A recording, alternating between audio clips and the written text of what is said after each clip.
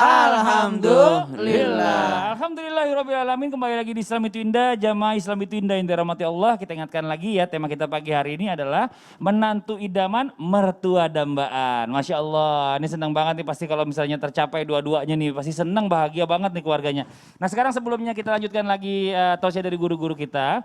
Kita akan kembali melihat sebuah tayangan tentang seorang menantu yang menagih warisan kepada mertuanya di media sosial. Ini menantu nggak tahu diri, nggak tahu malu. Ini tayangannya nih. Sebuah video di Instagram baru-baru ini mengundang amarah netizen. Bagaimana tidak, dalam video yang beredar, seorang menantu justru menagih warisan dari mertuanya. Dilansir dari akun Instagram @tanterempongofficial yang mengunggah ulang sebuah video dari akun TikTok @alfi, sang wanita dalam video bercerita tentang warisan. Pasalnya, ia tak mendapat apa yang dijanjikan sang mertua. Lantas ia pun menagih sang mertua terkait warisan yang dijanjikan padanya sebelum menikah. Salah satu yang disebutkan oleh wanita berkerudung coklat itu ialah warisan berupa tanah, namun janjinya hanya tinggallah janji. Wanita tersebut menuturkan bahwa janji sang mertua tak kunjung ditepati. Bahkan wanita berkerudung coklat itu menyebut bahwa janji mertuanya itu malah dipenuhi oleh orang tuanya. Ya ini dia, mudah-mudahan nggak terjadi nih, mudah-mudahan kita dijauhkan dari keluarga yang seperti ini, ya Allah, amin amin ya robbal alamin. Nah kita mau nanya lagi sama guru kita Habib Muhammad Syaham nih Bib nih, dalam hukum Islam nih Bib nih, apakah mertua ini mendapatkan hak waris atau sebaliknya? Menantu bisa mendapatkan hak waris dari mertuanya, karena kadang banyak terjadi konflik nih mertua menantu disebabkan juga nih masalah, salah satunya penyakitnya adalah warisan. Mohon izin penjelasannya, tafadhol Bib. Jadi kita awalnya pengen tahu yang bisa menyebabkan waris itu apa? Awalnya. Pertama jelas dengan sebab nasab. Jadi orang mendapatkan waris itu dengan sebab nasab. Dengan sebab nasab aja bisa jadi batal. Nasab saja misalnya beda agama. Walaupun dia satu nasab, tapi beda agama tidak boleh saling mewariskan. Ini pertama biar kita pahami. Kemudian dengan pernikahan. Nah pernikahan ini hanya sebatas dengan istrinya. Tidak naik kepada mertua. Jadi kita sudah tahu sebabnya, apakah mertua mendapatkan waris daripada menantu, tidak ada hubungannya dan tidak ada waris. Begitupun sebaliknya, apakah menantu kalau mertuanya meninggal, menantu dapat warisan? Tidak sama sekali. Jadi tidak mendapatkan waris. Jadi tidak ada hak bagi seorang menantu menuntut waris kepada mertuanya, ataupun sebaliknya tidak ada hak dan tidak ada hukumnya seorang mertua nuntut waris daripada menantunya. Karena memang tidak mewariskan. Adapun janji misalnya tadi kalau kita lihat misal janji mikir sebidang tanah misalnya meninggal, dan kalau janji ini mungkin mertuanya tidak tahu. Kalau janji warisan maka ketika mertua batal, maka janjinya otomatis batal dan tanah tersebut berpindah menjadi warisan sudah otomatis. Jadi nggak bisa kecuali hibah atau wasiat misalnya, saya kalau meninggal dunia wasiat buat, karena wasiat buat nasab tidak sah. Wasiat buat menantu boleh saja. Saya wasiatkan buat menantu misalnya sebidang tanah. Ketika meninggal dunia dilihat dulu nih, wasiat tidak boleh lebih daripada sepertiga harta semuanya. Ya, ingatkan wasiat misal kita ngasih misalnya contohnya ibu saya udah meninggal, boleh. Nah, ibu saya misalnya udah meninggal. ibu sudah meninggal. Iya, memang sudah meninggal. Kalau mengirim mewaris wasiat sama Mas Fadli untuk sebidang tanah tidak boleh karena sudah hukumnya waris. Tapi kalau ke menantunya boleh. Jadi menantu. wasiat itu tidak boleh ke anak, karena sudah dapat jatah warisan. Waris, sudah otomatis waris. Jadi wasiat. yang diwasiat itu jatuhnya ke orang lain lah istilahnya, orang lain. atau menantunya. Nah, tapi tidak boleh lebih dari sepertiga harta. Kapan boleh lebih dari sepertiga harta? Nanti ada rapat antara ahli waris. Kalau ahli waris anak-anak semuanya setuju, oh enggak apa-apa, dia lebih dari sepertiga warisan daripada wasiat daripada ibu kita, boleh. Tapi kalau tidak rapat, tidak musyawarah yang ahli waris tidak setuju, maka tidak mendapatkan lebih daripada sepertiga. Kalau anak angkat, dia nggak punya anak kandung, dia mau kasih semuanya nggak boleh. Anak angkat tidak mendapatkan waris sama sekali. Seandainya wasiat tadi maksimal berapa Wasiat persen? harus juga sepertiga, tidak boleh lebih.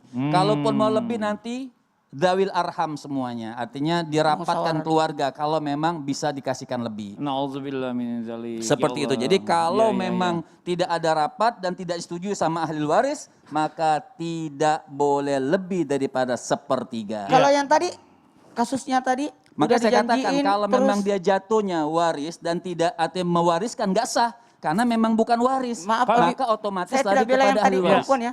Maaf Habib, tadi kan itu perempuan ngadu karena suaminya tidak dapat warisan dari orang tuanya. Hanya dijanjikan.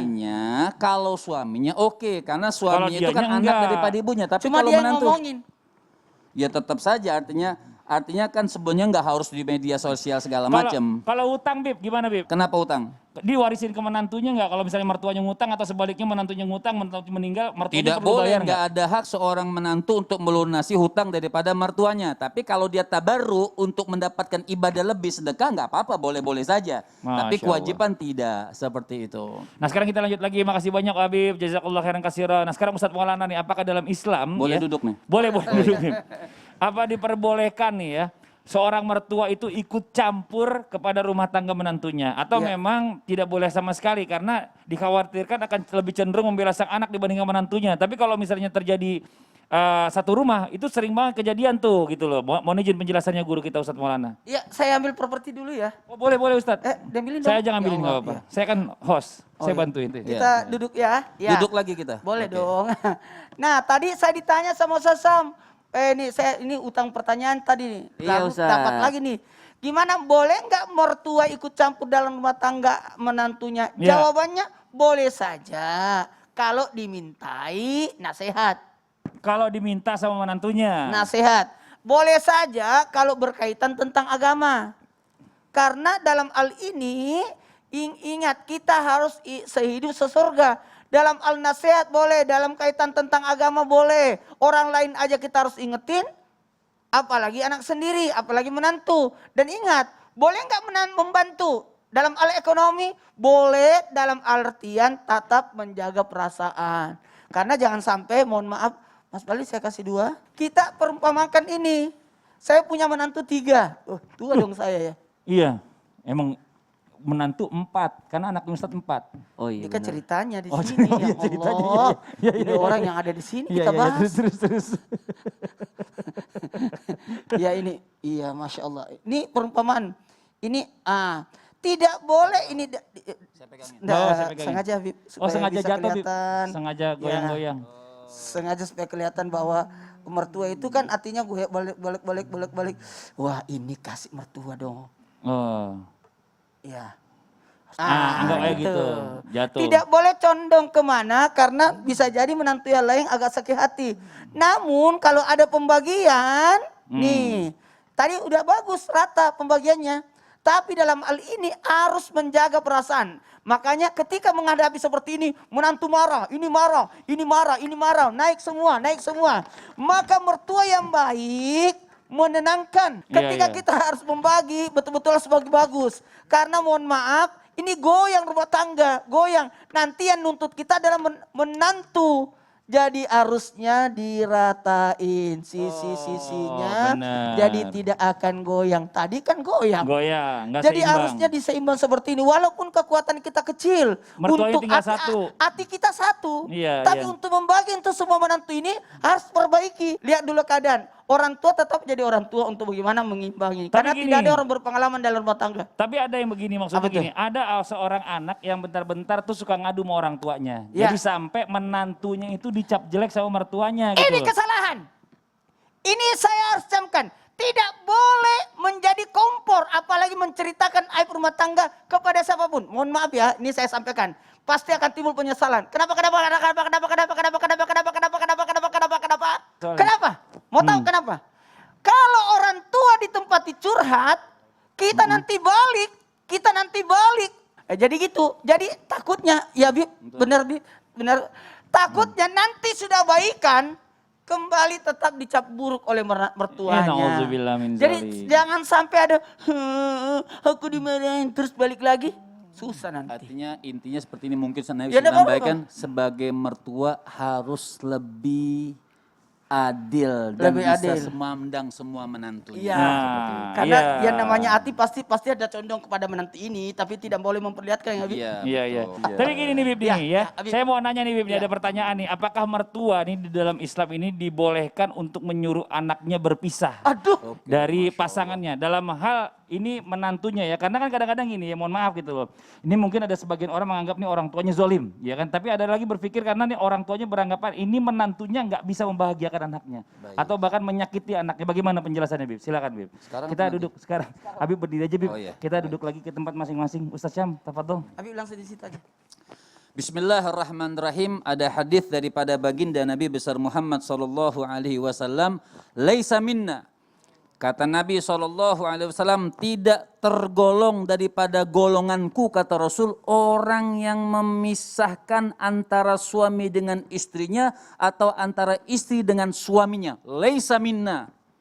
Artinya tidak tergolong daripada kami, kata baginda Nabi besar Muhammad sallallahu alaihi wasallam. Artinya tidak segampang itu orang tua atau mertua untuk bikin anaknya saling bercerai, itu tidak boleh. Harus dicari dengan masalah-masalah yang terkecil, diperkecil sehingga anak kita atau menantu kita tetap bisa bersama suami atau istrinya. Tapi tetap dilihat konteks masalahnya apa. Artinya secara mutlak tidak.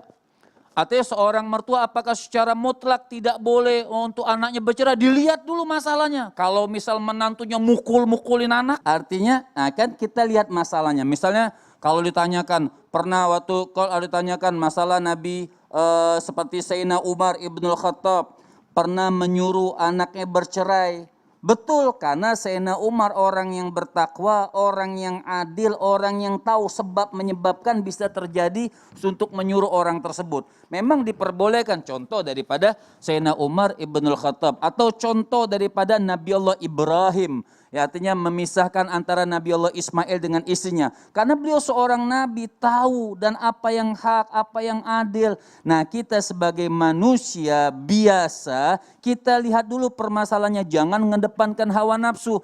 Hanya tidak suka dengan menantu, kemudian suruh cerai, anaknya tarik ke rumahnya. Nah, ini yang bawa hawa nafsu yang tidak boleh. Na'udzubillah. Ini hawa nafsu yang kita juga seperti kita sebagai orang tua. Mungkin saya sebagai sudah punya anak, walaupun belum punya Cucu, belum punya menantu. cucu. Ya kan kalau Menantu. kalau udah punya menantu kan punya cucu. Iya, tua banget kayaknya nih. Artinya sebagai orang tua atau sebagai mertua bisa menjadi apa? Menjadi betul-betul orang tua yang mengayomi anaknya dan mengayomi menantunya yang tidak memilih A, B, C, D. Kalau ada masalah dicari, seperti contoh, kalau suami istri bermasalah, Rasulullah pernah ada keributan, bukan ribut, ada sedikit clash dengan Sayyidatuna Aisyah.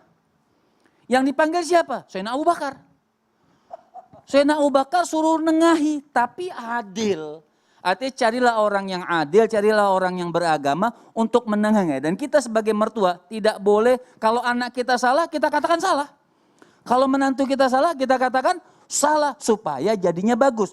Seperti Sayyidina Abu Bakar, waktu Rasulullah dengan Sayyidatuna Aisyah, datanglah Sayyidina Abu Bakar radhiyallahu anhu. Kata Sayyidina Abu Bakar, ayo siapa yang mau bicara duluan? Adil. Boleh Sayyidatuna Aisyah sebagai putrinya, boleh menantunya Rasulullah Shallallahu Alaihi Wasallam. Iya. Akhirnya Terus, Bib? ditanya, kata Sayyidatuna Aisyah, biar Rasulullah dulu yang bicara, tapi ingat, bicaralah yang adil. Marah Sayyidina Abu Bakar kepada Aisyah, kau ini Rasulullah, kau perintahkan untuk bicara yang adil. Dia memang orang yang adil. Artinya seorang istri kan wajar ngambek seperti Iya. bukan Sayyidina Aisyah salah. Iya. Tetap istri minta perlindungannya kepada Masya Allah. Rasulullah, Di saat itu pada Aisyah suami. Langsung nempel kepada Iya. Rasulullah. jadinya Tapi Baik kan gini, dong. ada lagi Seperti satu itu. konflik lagi nih, ada pertanyaan nih Bib nih. Ini kan kalau seandainya tadi kan disuruh cerai sama orang tuanya, ternyata nih si menantunya ini berhasilnya membuat keseriusan dalam hatinya. Dia mau berubah gitu loh intinya. Nah itu bagaimana tuh Bib? Bisa ditolak atau dia Artinya tetap diterima? kesepakatan dan lihat ketenangan daripada mertua masih tenang atau tidak. Kesempatan bisa saja mungkin sebelum perceraian sudah ada kesempatan. Tapi dia melanggar itu, dia melanggar itu, dia melanggar itu sehingga terjadilah suatu perceraian. Karena memang mungkin sudah balik, sudah melompat tapi berbuat lagi. Kalaupun belum misalnya yang kedua kali bagaimana dilihat keseriusan dan murah dari hati daripada mertua dan Masya keluarganya. Allah. Jadi kalau seandainya ada perubahan itu masih bisa aja jadi baik. Saya punya tayangan nih Ustadz ya, buat jamaah yang ada di rumah tentang film pendek mengenai menantu yang baper pada mertuanya. Ini tayangannya nih. Ini bagus Ustadz. Madangnya kipas anginan gaya.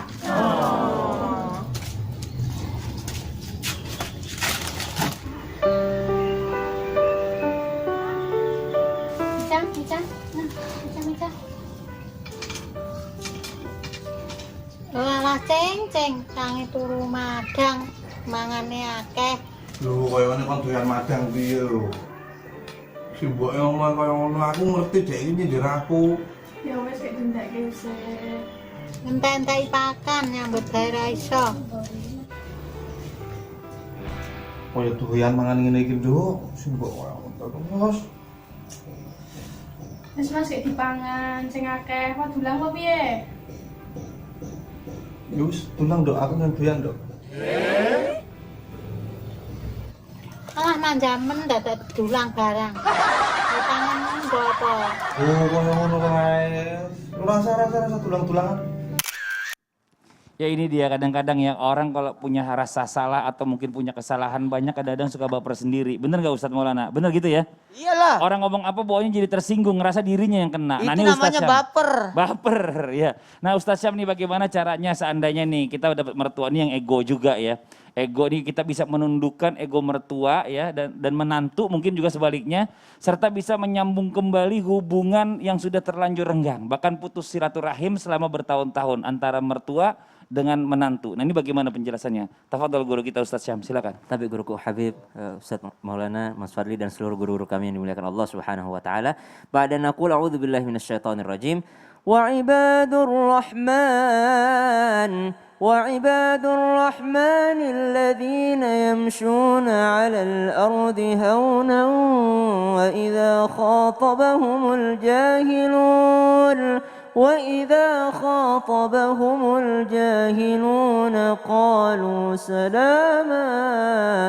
Allah Subhanahu wa taala dalam Al-Qur'an surah Al-Furqan memberikan kita keterangan bahwa hamba Allah yang spesial yang dicintai oleh Ar-Rahman itu ibadur Rahman adalah mereka yang alladzina yamshuna 'alal ardi hauna. Mereka yang berjalan di muka bumi Allah ini dengan rendah hati. Idza khatabahumul jahilun qalu salama. Kalau diomelin, kalau berbicara dengan orang-orang jahil, maka mereka berkata qalu salama, salam, damai, engkau yang benar, saya yang salah, kita berdamai sajalah. Dan ayat ini kita bisa aplikasikan dalam hal kehidupan menantu dan mertua dalam hal ego kita.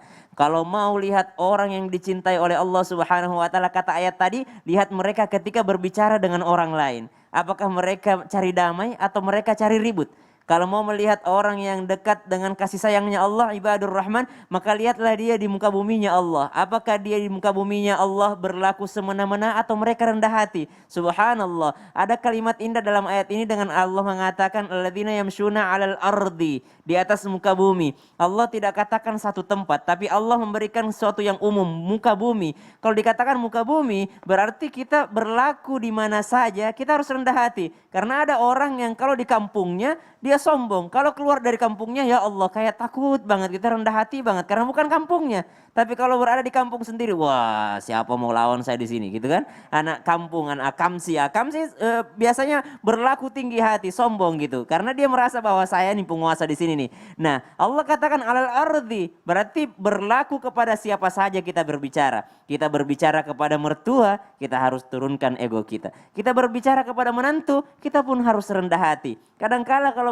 berbicara kepada yang lebih tinggi dari kita, kita tuh rendah hati. Tapi berbicara dengan orang yang di bawah kita merasa ada kesombongan. Padahal kata Allah, ibadur rahman alladzina yamshuna 'alal ard. Dimanapun mereka di atas muka bumi ini, mereka rendah hati. Itu cara pertama untuk menahan ego kita supaya kita tidak berlaku arogan di hadapan manusia siapapun itu. Yang kedua adalah dalam Al-Quran kembali ditekankan dalam surah Luqman, ba'da naqul a'udzubillahi minasyaitonirrajim wala tusa'ir khaddaka linnasi wala tamshi fil ardi maraha. Jangan kau menganggap remeh orang lain, jangan engkau berlaku sombong, karena kesombongan itu termasuk daripada pakaiannya Allah Subhanahu wa taala. Tidak akan masuk surga orang yang ada kesombongan sebesar biji zarrah pun di dalam hatinya. Apa sih yang membuat kita kadangkala itu marah terhadap menantu ataupun mertua ataupun kepada orang lain tanpa bermaksud menggurui ataupun mengajari? Apa yang membuat kita kadang marah kepada mereka? Karena kita merasa kita yang benar. Dan sombong itu apa? Sombong itu adalah merasa benar sendiri dan menganggap orang lain itu salah. Subhanallah. Jadi kalau mau menurunkan ego, jangan pernah merasa selalu benar sendiri. Nah, Subhanallah. Tapi gini Ustaz, saya pernah dengar katanya kalau seandainya mertua sama menantu ini konflik ya, bahkan memutuskan tali silaturahim ini, katanya bisa mendapatkan pahalanya ini tertolak ibadahnya dan bahkan juga mendapatkan dosa terus nih, aliran dosa atau dosa jariah. Subhanallah. Jadi di akhirat nanti ada orang saling menyalahkan. Gara-gara kau kita ada di neraka. Bukan gara-gara aku, gara-gara kau. Tapi ada juga di sisi lain, ada juga orang sama-sama masuk surga. Ya Allah, kita belum maaf-maafan tapi kita sama-sama masuk surga. Kenapa? Ternyata di mata Allah mereka dua-duanya benar. Jadi sebenarnya apa yang kita bicarakan di sini yang penting tidak ada pemutusan silaturahim. Siapa yang memutuskan silaturahim berarti memutuskan hubungannya kepada Allah. Bukan hanya dosa jariah, tapi dia memutuskan hubungannya dengan Allah Subhanahu wa taala. Siapa sih orang yang paling rugi dibandingkan orang yang putus hubungannya dengan Allah? Ya, belum lagi menjadi sebuah sesuatu yang tidak akan pernah bisa terputus dosanya kecuali mereka menyambung kembali silaturahim. Tidak halal untuk bagi seorang muslim tidak berlaku, tidak berbicara lebih daripada 3 hari 3 malam. Kata baginda Nabi SAW, tidak halal ya seorang muslim tidak berbicara selama 3 hari. Apalagi kepada dzawil qurba, orang yang terdekat kita. Siapa itu orang terdekat? Termasuk mertua dan menantu, tanpa bermaksud menggurui ataupun Masya mengajari. Allah. Ya ini mudah-mudahan ini pelajaran buat kita semua yang mungkin sekarang ini lagi ada konflik sama mertuanya atau menantunya, setelah nonton Islam itu Indah bisa berdamai. Amin. Nah buat jamaah yang ada di rumah nih ya, jangan kemana-mana, saya masih punya info nih. Insya Allah nih info ini menarik buat jamaah ya dan bermanfaat pastinya. Nah jamaah yang Islam itu Indah yang dirahmati Allah nih, kebetulan ya saya punya info menarik nih buat jamaah. Ini buat Ustadz Maulana mohon izin nih. Apa itu? Saya sekalian mau curhat boleh nggak? Oh curhat. Kita pindah ke sebelah sana aja ya. Oh iya boleh. Kita minta izin dulu sama guru-guru kita yang lain nih. Habib mohon izin. Siap, udah Ustadz, biasa. Syam, Siap, pamit ayo. dulu sebentar ya. Ya Memang, ini nih. memang mau curhat apa suruh-suruh ke Ya sini lagi. gini Ustadz, yang namanya orang hidup itu kan Iya. masalah selalu ada aja. Jadi gini Ustadz nih, saya mau curhat nih. Saudara saya umurnya ini udah 40 tahun lebih. Kalau sholat itu pas bangun dari sujud atau ruku itu sendi-sendinya tuh suka sakit semua gitu Ustadz. Gini. Lakukan sholatnya pelan-pelan saja. Yang penting tumak ninanya. Dan ini juga Apa tuh? harus minum obat sebagai bentuk ikhtiar kita. Tapi minum obatnya jangan sembarangan juga. Oh kalau gitu saya mau kasih rekomendasi yang sangat ampuh untuk saudara saya Ustadz. Nah ini dia. Kensin, solusi nyeri sendi dan asam urat. Terus apa saja manfaatnya nih? Apa cuma untuk nyeri sendi dan asam urat saja?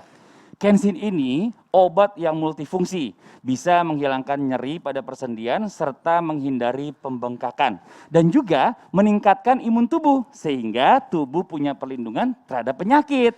Ini bahan bakunya aman nggak untuk tubuh kita? Insya Allah aman Ustadz, karena manfaatnya dapat klaim resmi dari BPOM yang tertera pada kemasannya loh.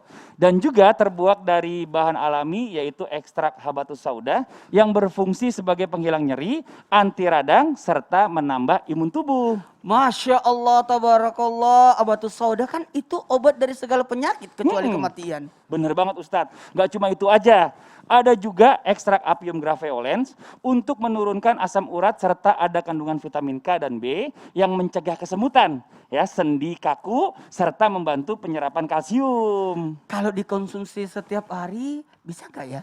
Oh, Bisa Ustadz, cara konsumsinya untuk nyeri sendi dan asam urat dapat dikonsumsi 2 kali 2 tablet sehari. Untuk pegalinu dan menambah imun tubuh 1 kali 2 tablet sehari. Kita jadi nggak gampang sakit Ustadz. Pokoknya nggak usah ragu lagi ya jamaah. Kensin, pereda nyeri sendi dan pegalinu. Manfaat bisa dilihat nih di kemasannya, ada kok. Alhamdulillah. Nah, buat jamaah yang ada di rumah nih ya, mudah-mudahan bermanfaat tadi info dari kita. Nah, sekarang buat jamaah yang di rumah yang mau mengirimkan pertanyaan boleh. Karena setelah ini kita akan membacakan sosial media yang masuk nih. Jadi yang belum kirim pertanyaan langsung dikirim sekarang ya. Setelah yang satu ini, tetap di Islam itu Indah. Jamaah, oh jamaah, alhamdulillah.